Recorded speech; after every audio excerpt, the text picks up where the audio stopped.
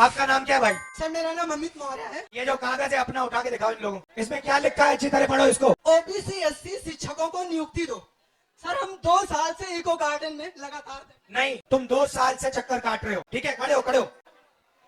मौर्य जी, ये आपने पोस्टर पकड़ रखा है, ये कागज की कोई जरूरत नहीं, इसको हटाओ। ये आपने कोई जरूरत नहीं इसकी।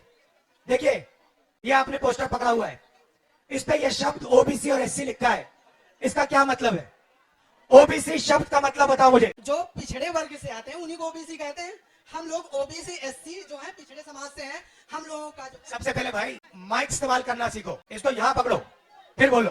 थोड़ा घबरा रहे हैं। घबराना नहीं है तुझे, तू बब्बर शेर है। घबराना नहीं है, घबराना नहीं है, घबराना नहीं है तुझे। अब मुझे बताओ ओबीसी क्या है?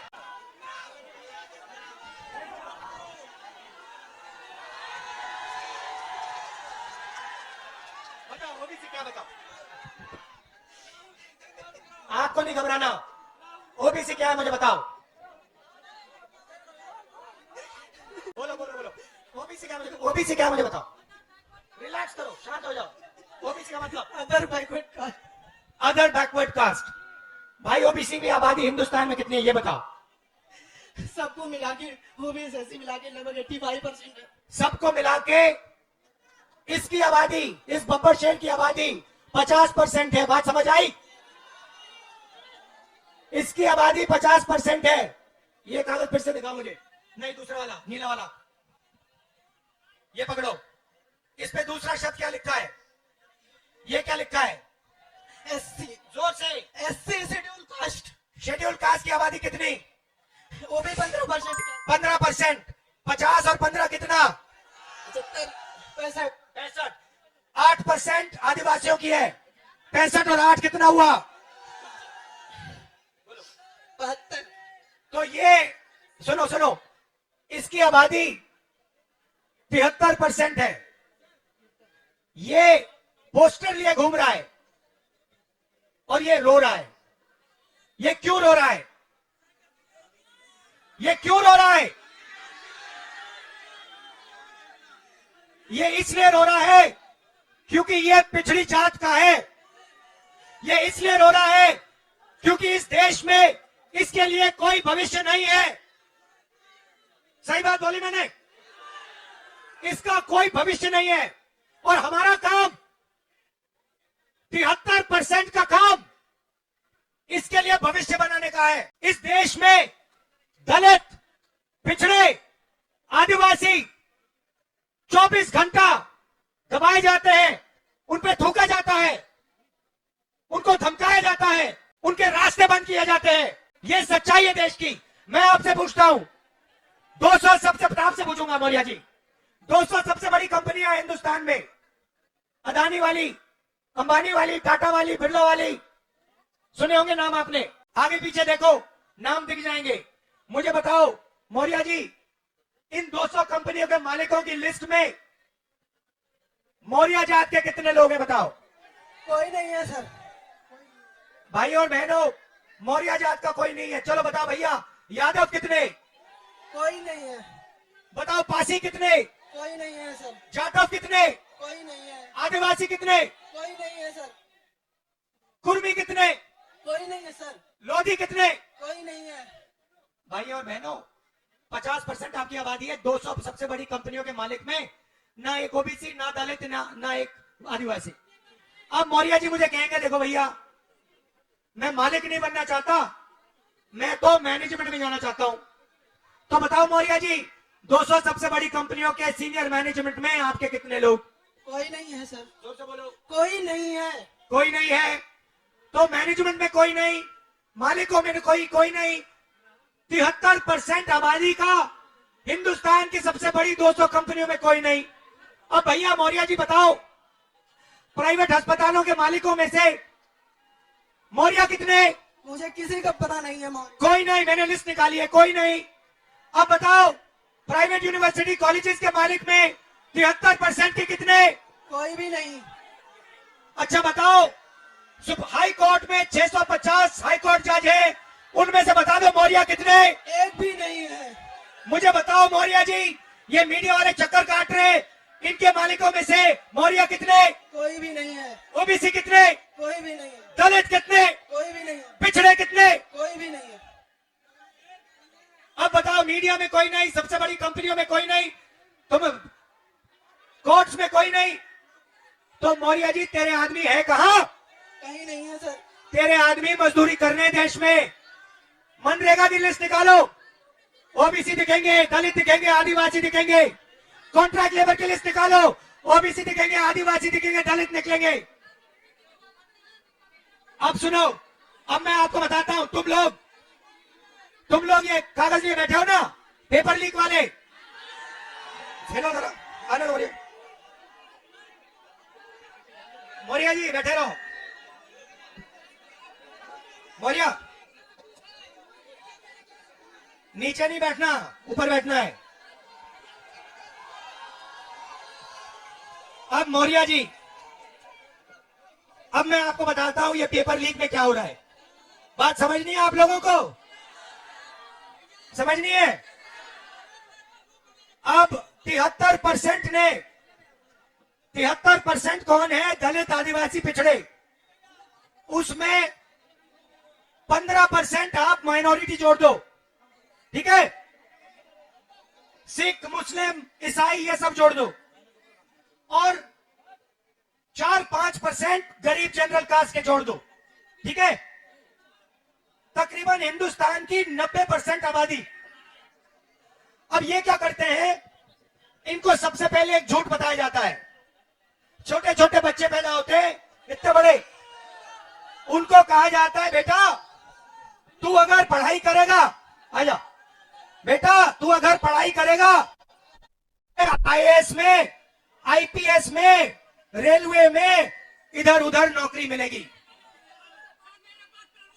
ठहर जाओ, सुनो।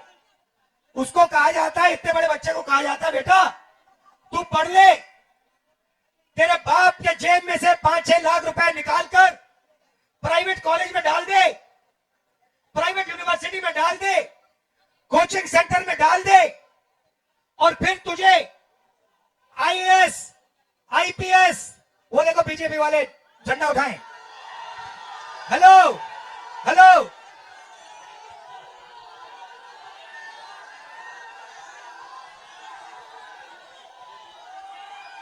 5 लोग खड़े वहां पे झंडा लिए।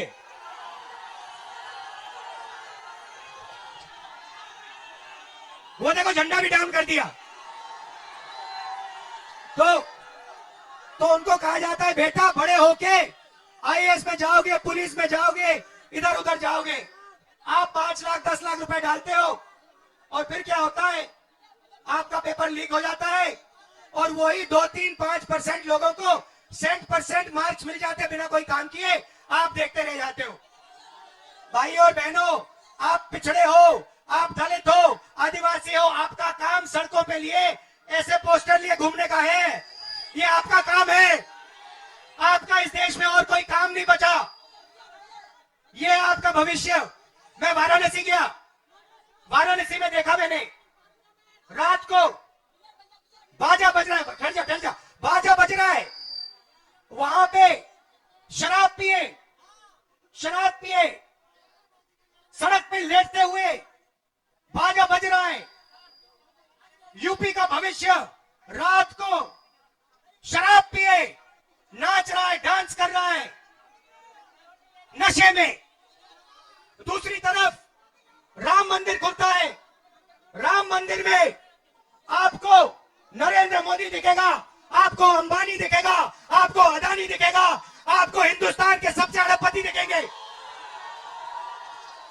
आपको एक पिछड़ा नहीं दिखेगा, आपको एक दलित नहीं दिखेगा, आपको एक आदिवासी नहीं दिखेगा। क्यों नहीं? ये वो आपकी जगह नहीं भाई और बहनों। आपकी जगह सड़कों पे भीख मांगने की है। आपका काम हिंदुस्तान में सड़क पे जाकर ऐसे पोस्टर दिखाने का है, और उनका काम, उनका भी कुछ नहीं होगा भैया, उनका काम पैसा गिनने का है। आपके बच्चे जीएसटी देते हैं, आप जीएसटी देते हो, मीडिया के आप, नाम क्या आपका? हाँ, आप शिव प्रसाद जी हैं। आपके मालिक का क्या नाम है? आपके मालिक का क्या नाम है? क्या नाम है? नाम बताओ, नाम बताओ। ओए मारो मत यार, मारो मत उसको, मारना नहीं है, मारना नहीं है। नाम बताओ उसका। वो ओबीसी है? नहीं। वो दलित है? नहीं। वो आदिवासी है? नहीं। अरबपति है वो। आपने कभी भी, भैया उसको मारो मत बेचारे को। भैया आप आ जाओ यहाँ, आ जाओ, आ जाओ। डरना नहीं है इसको, बुलाओ। आ जाओ, आ जाओ, आ जाओ, मारना नहीं है इसको। आओ इधर, इधर आओ भाई, इधर लाओ इसको, आ जाओ। आप रिलैक्स करो, रिलैक्स करो, यहाँ आ जाओ बस शांति से। भैया शांति से यहाँ आ जाओ, मत बैठ जाओ, कोई प्रॉब्लम नहीं है।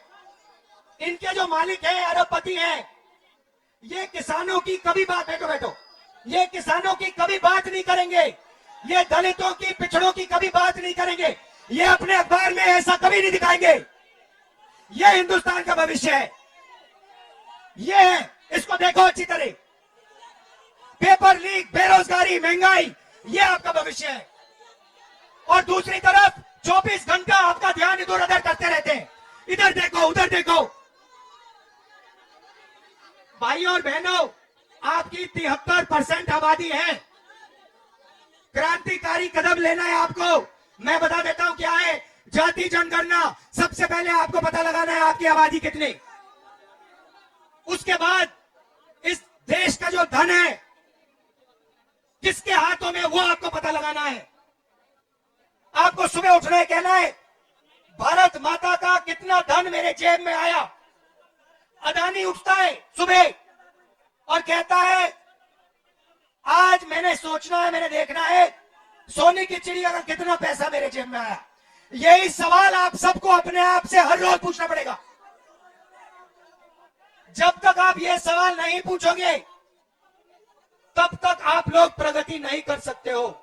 आपका 24 घंटा बेवकूफ बनाया जाता है। 24 घंटा। ये मौर्य जी खड़े हैं। मौर्य जी, आपको डरना नहीं है, आपको जाति जनगणना के लिए लड़ना है। जाति जनगणना से आपकी आबादी के बारे में पता लगेगा। जाति जनगणना से आपको पता लगेगा कि देश के बड़ी कंपनियों में आपके लोग कितने हैं, मीडिया में कितने लोग हैं, ये सब पता लगेगा। उसके बाद क्रांतिकारी काम शुरू होगा। फिर इस पोस्टर की जरूरत नहीं होगी। समझे बात? घबरा गए? डरना नहीं है, ठीक हो? क्या हो गया? हाँ, घबराते नहीं, कुछ नहीं होगा।